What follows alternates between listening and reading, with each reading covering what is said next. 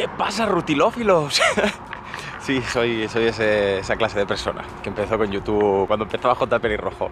Cuarto día en Astana, la capital de Kazajistán. Después de la mezquita ayer, que ya empezaba a atardecer, fui a un centro de escalada que había aquí, al Klimber no sé qué, porque hago escalada también indoor. Fui allí, era relativamente barato, pero había solo boulder y al final no me quedé, así que fui para nada. Hoy me he venido a las afueras, a 35 minutos de donde estaba, con Yandex, con el taxi, para ver el museo de Nursultán Nazarbayev, el que fue el presidente aquí durante 30 años, hasta 2019. Voy a entrar y luego os cuento un poco de su historia, que telita. Por cierto, tremendo palo que tengo que ir cargando con toda la mochila, porque el alojamiento en el que me quedo está a las afueras, donde está la estación de tren. Y como salgo a las 5 de la mañana, he cogido un alojamiento al lado de la estación de tren, que no me dejan entrar hasta la 1 del mediodía. Igualmente, como está como 20 minutos en taxi de aquí, no voy a ir, dejar la maleta y luego volver al centro. Así que nada, el palazo de cargar con esto.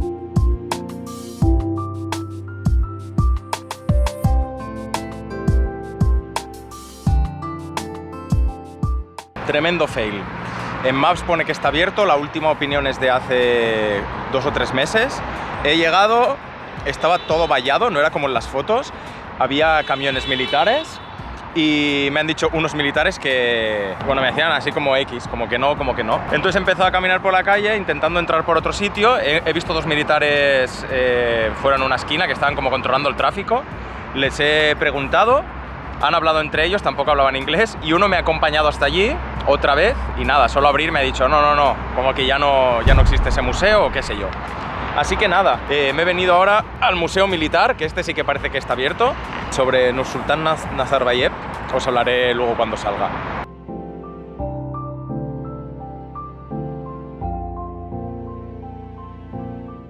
Bueno, muy guapo, ¿eh? De entrada el museo es gratuito, no tienes que pagar nada. Y bueno, estaba solo hasta ahora que ha entrado un poco de gente. La primera sala hay trajes y armas de todo, de infantería, de los marines, bueno, de mar y de aire también. Y cosas de trajes espaciales y todo este rollo. Y hay desde la época de la Unión Soviética, la lucha contra el fascismo, hasta actual. O sea, hay trajes de ahora mismo, de los antidisturbios de aquí, de los militares. Y está bastante completo. El único problema que apenas hay cosas en inglés y tengo que ir traduciendo con el móvil, pero de momento bastante interesante. No entiendo nada, o sea, no me entiendo nada con la gente de aquí del museo. Solo hablan ruso, no sé si tengo que ir a la planta 3 o qué. Es muy divertido. La planta que estoy viendo ahora ya hay un poco más de todas las épocas. Desde que eran nómadas y hay armas también prehistóricas, las armas de arcos, los arcos que usaban con los caballos y todo eso. Y ahora estoy viendo, estoy solo en el museo, menos un grupo de 2 personas o 4 que han entrado. Y esto que escucháis ahora aplaudiendo, hay un montón de militares abajo haciéndose fotos y creo que hay la tele. No sé, claro, no puedo grabarlo, pero bueno. Y nada, esto pues un museo militar con armas varias, sin más.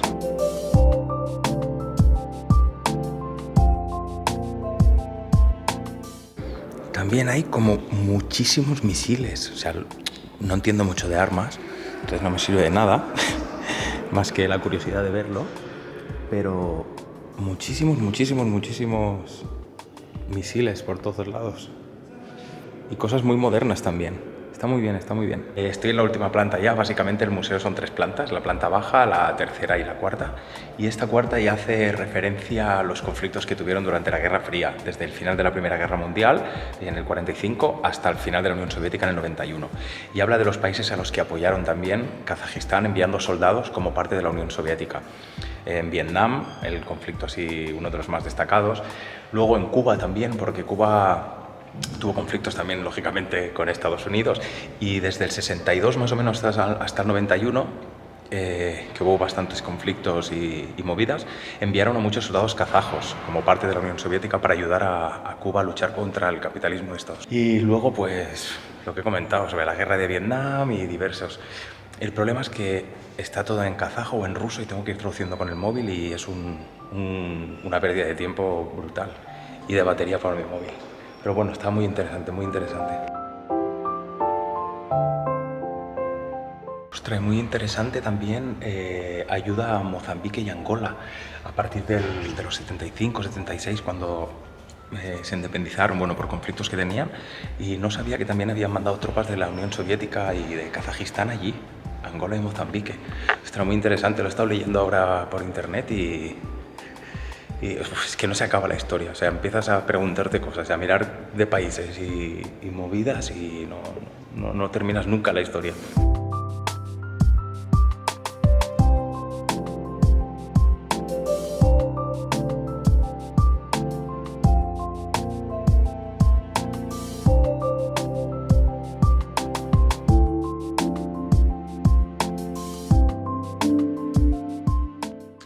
Vale, me equivocaba. He dicho que había solo 3 plantas, pero hay 4. O sea, se pueden ver todas las plantas que tiene el edificio, menos la quinta de arriba. Y esta sala es de todas las épocas, ya hasta el siglo XIX. Pues lo típico de los caballos de las estepas, de la edad medieval y todo eso. Está muy chulo. Bueno, el que vi el otro día ya era así también. Tenía también muchas armaduras y rollo de este, pero aquí está como mejor cuidado.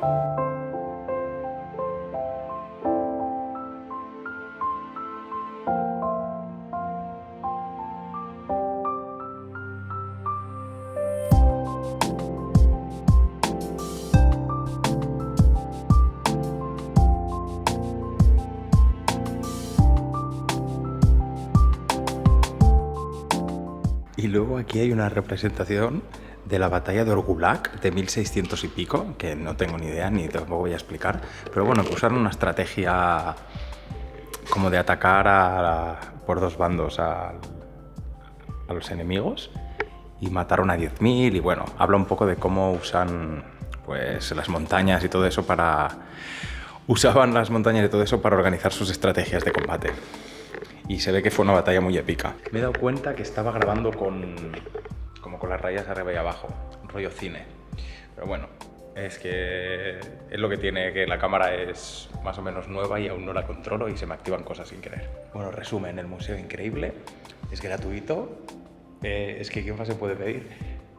Bueno, sí que se puede pedir que esté traducido en inglés, porque he sido un coñazo, me he estado aquí 2 horas y pico, porque tenía que ir traduciéndolo todo con el traductor. Pero bueno, recomendadísimo.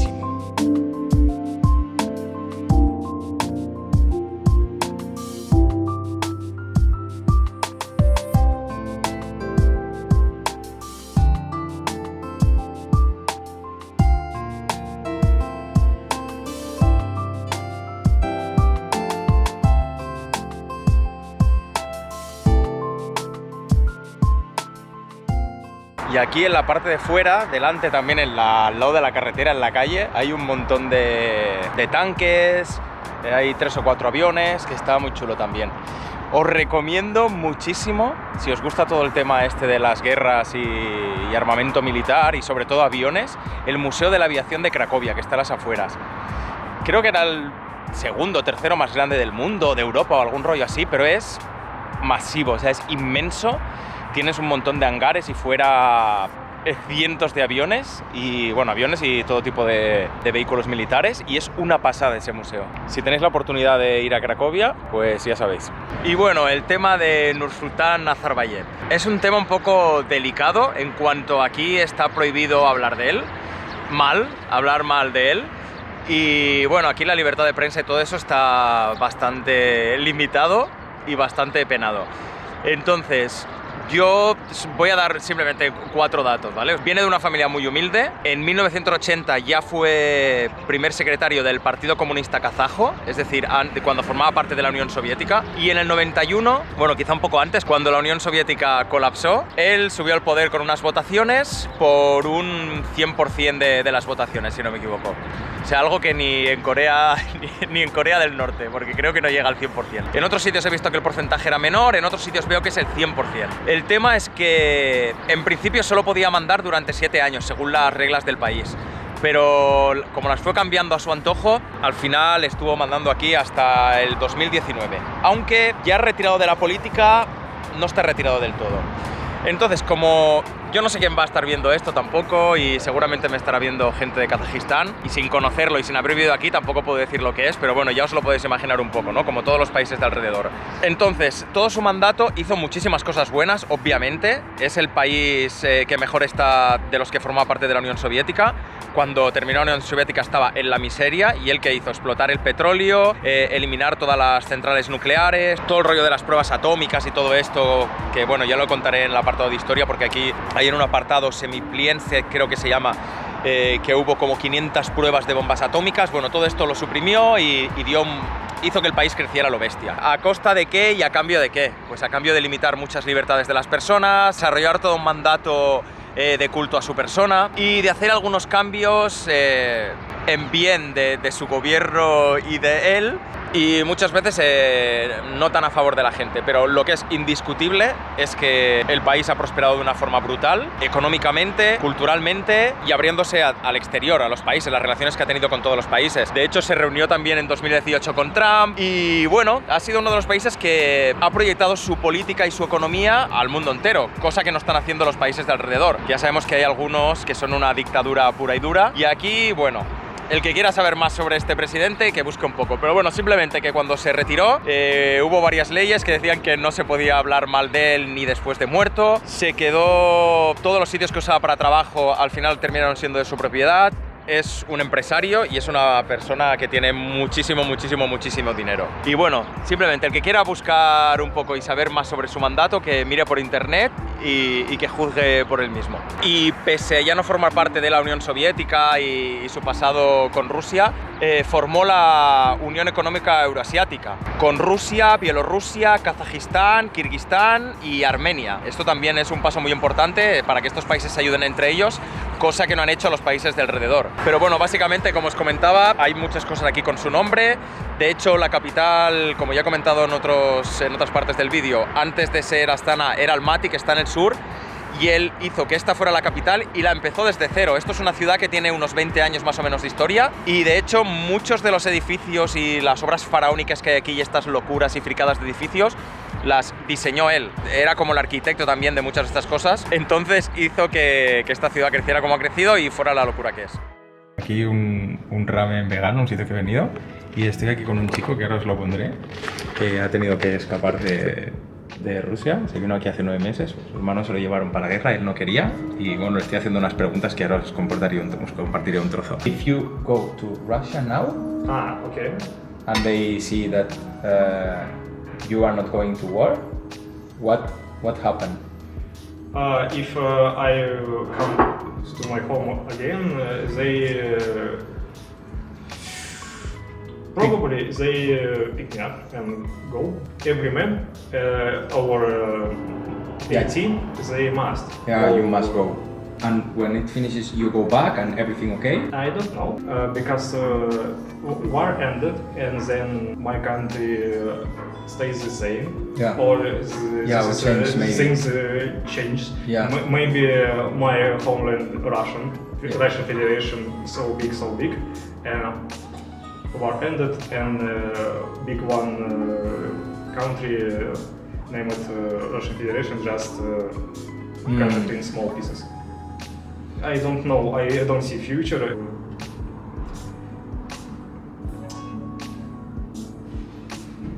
This is hard to remember some words. I imagine. So why you left? It was easy to leave Russia? In some way. And they called you for going to war or not? Not calling. They just come in house. Your house? Or you mean general? I ran away before that. They not enough fast. Yeah. And they just went to war. Just imagine this. You live in your apartment. You drink some tea, and they knock the door. They kick the door. Just pick you up and send you a war. And your friends? You had friends who... I have some brothers. That happened. That's blue line. They one of them hurt hand. Yeah. Because of explosion. And 2 weeks, 3 weeks, and they just pick him from hospital and sent to war. Second round. And now he's there. Now he is there. He's fighting, or he fighting. Yeah. And you have contact with him.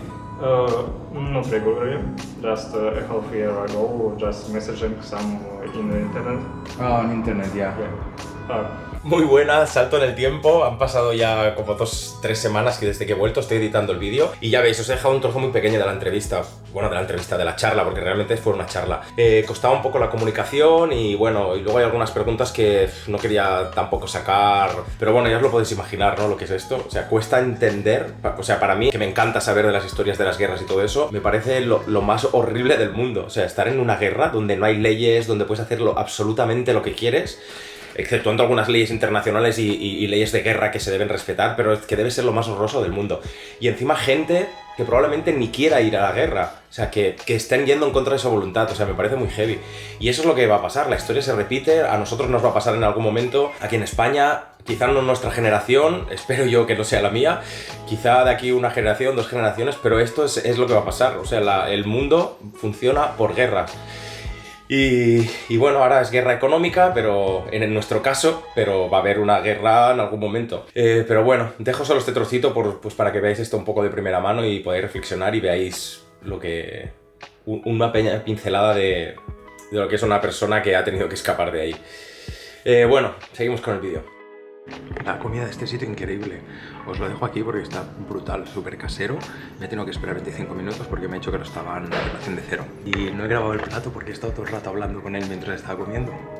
Y no me acuerdo de grabar el segundo, que eran unos momos de verduras, que estaban buenísimos. Después de la comida con el chico y la charla, me he venido ya al apartamento. Son como las 4:30 de la tarde o las 5. Me he venido al apartamento que está súper a las afueras para coger mañana el tren a las 5:15 de la mañana. Creo que tengo como 15 minutos andando. Son mañana unas 8 horas de tren más o menos hasta Karganda, que es el siguiente sitio donde tengo muchísimas ganas de ir, para ver uno de los gulag en el que hubieron muchos españoles, pero bueno, eso ya lo contaré en el siguiente vídeo. Aquí a las afueras también hay un gulag que era solo de mujeres, pero me han dicho que la parte que se puede ver es muy pequeña. Un gulag es un campo de exterminio, básicamente, igual que los campos de trabajo de los nazis, para el que no lo sepa, pues de la Unión Soviética. Sitios donde se explotaba a la gente a trabajar y se mataba a los traidores del Estado y todo esto, pero lo contaré en el siguiente vídeo. Entonces, nunca he visitado un gulag, aunque he leído muchos libros sobre ellos y bueno, me interesa mucho toda esa historia. Qué bonito el sol. Pero nunca he visitado uno. A las afueras de aquí hay uno, como os comentaba, que era de mujeres, pero la parte que se puede ver es muy pequeña. El museo tampoco tiene mucha información, por lo que he estado leyendo por internet en los blogs y en los vídeos. Así que no me compensaba porque está a 1 hora y pico y no me valía la pena. Así que voy a ir de Karganda, que hay una historia muy potente y hay varios documentales y hay unos monumentos en honor a muchos españoles que estuvieron allí. Españoles que estuvieron allí, que eran tanto los republicanos como de la División Azul. Es decir, eran polos opuestos totalmente, se estaban matando en la Guerra Civil Española, en la Segunda Guerra Mundial. Terminaron en esos gulags y tuvieron que unir fuerzas para sobrevivir. Bueno, la historia es apasionante. Voy a ir ahí, voy a estar un par de días, voy solamente a ver eso y bueno, hay alguna cosa de historia de las minas de carbón que ya os contaré también. Y tengo muchísimas ganas, estoy muy emocionado por poder ir a ver ese sitio con tanta historia. Así que nada, el apartamento... Estoy en una zona como que se está construyendo, porque... pues vaya edificios, ¿eh? Aquí está todo en expansión en las afueras. ¿Ya veis? No sé si es que es un dormitorio este de autobuses o qué. El apartamento muy cutrillo. No sé lo que me ha costado, la verdad. Os lo pondré aquí abajo porque no me acuerdo. El lavabo cutrillo, pero bueno, está bien. La puerta funciona con entrada autónoma, como en todos sitios. Y fuera, o sea, es como muy barrio. Hay un parque aquí que comparte los edificios y bueno, pues la gente del barrio, básicamente. No sé a las 5 de la mañana o a las 4:30 cuando salga de aquí, porque aún no tengo claro cuánto rato antes tengo que estar en la estación, si será muy complicado, si no, porque es el primer tren que cojo aquí.